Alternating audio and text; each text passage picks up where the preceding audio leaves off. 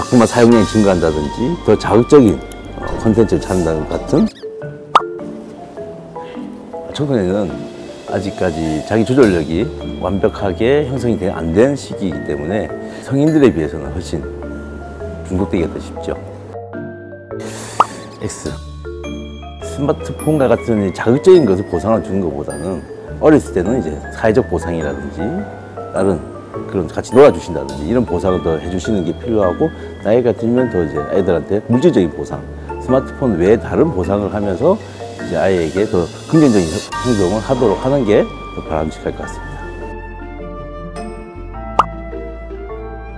그래서 중독이 되면은 스마트폰을 하지 않으면 계속 스마트폰이 생각이 난다든지, 스마트폰을 하지 않을 때 짜증이 난다든지, 불안하다든지 그런 증상들이 같이 동반되게 되겠습니다. 어머님이 아이의 평생 내가 가지고 애를 감시하고 조절할 자신이 있으면 그렇게 하시면 되는데, 사실 어렵죠. 그렇다면 그게 결국은 어떤 효과가 되냐, 나중에는 오히려 자기 조절력을 더 키워주기 하기 어렵게 만들 거고, 아이는 이제 감시받는 느낌, 그로 인해서 나중 되면 더 갈등이 더 생길 소지가 더 많습니다. 저는 이런 감시 앱이나 이런 것들은 되도록이면 안 하시는 게 좋을 것 같습니다. 도박이겠죠.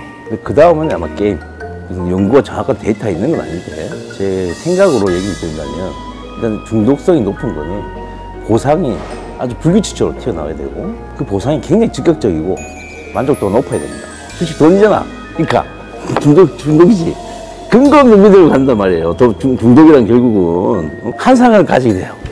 현실감을 잃고 지가 딸 걸 생각한단 말이야. 안 돼. 이게 중독이죠. 주식은 끝나잖아. 쉬잖아요. 주말에 쉬잖아. 근데 이제 코인은 그게 없잖아요. 중독이 안 된 사람은 팔고 쉴 수 있는데, 결국엔 중독된 사람은 꼴리게 됩니다. 못 팔기 때문에.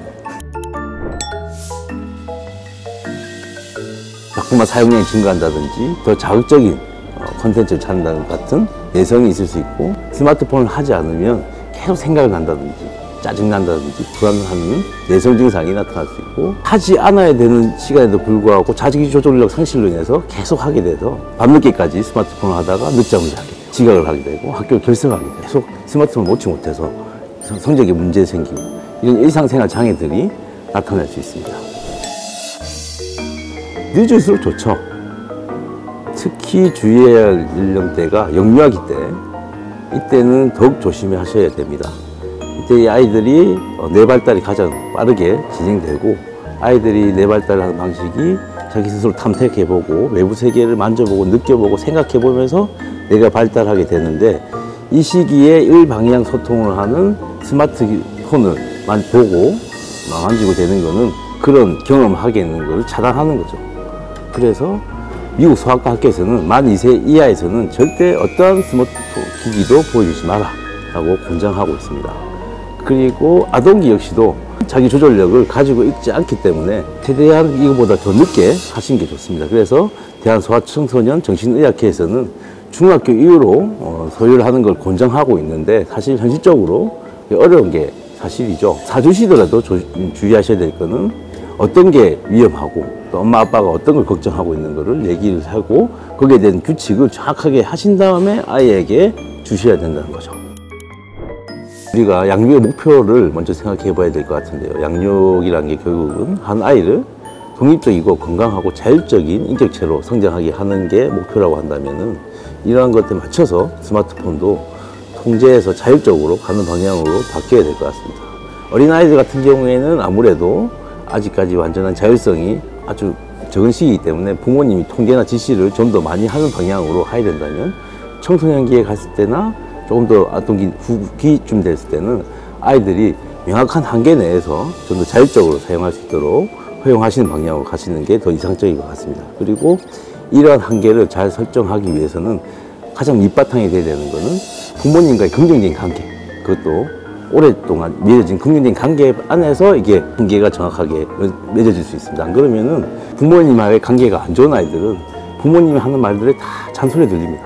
짜증을 내고 안 하려고 버티고 이렇게 하지만은, 긍정적인 관계를 맺고 있으면 아이하고 부모님이 계속해서 의사소통을 할 수 있어요. 그래서 그런 한계에 대해서 좀 더 어머님하고 아버님하고 아이가 얘기를 하면서 계속 열려있는 그런 관계에서 계속 그거에 대해서 조정을 할 수도 있을 거고, 좀 더 아이가 거기에 대해서 잘 따를 수 있는 그런 방향으로 나갈 수 있을 것 같습니다.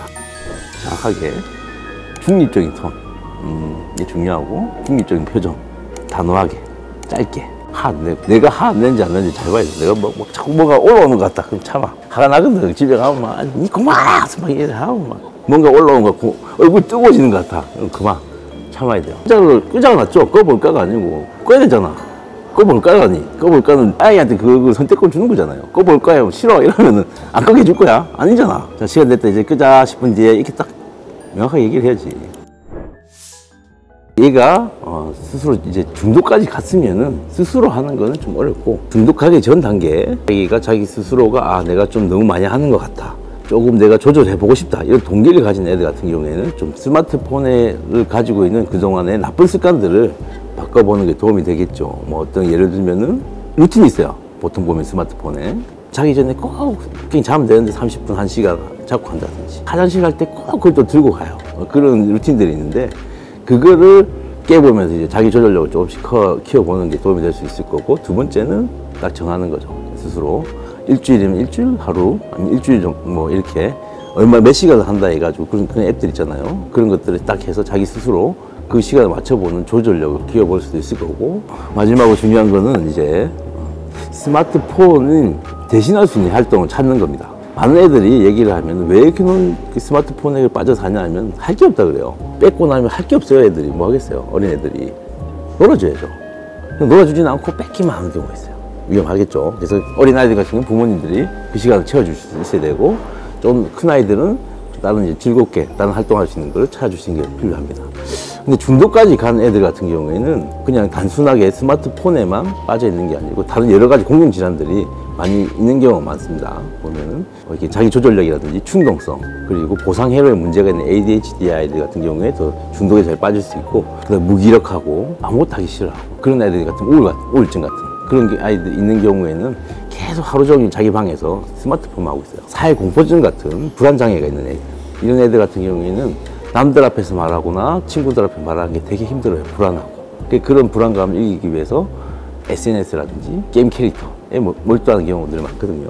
그래서 그런 것들을 치료해 주면은 훨씬 더 아이들이 더 좋은 결과들을 볼 수 있을 것 같습니다.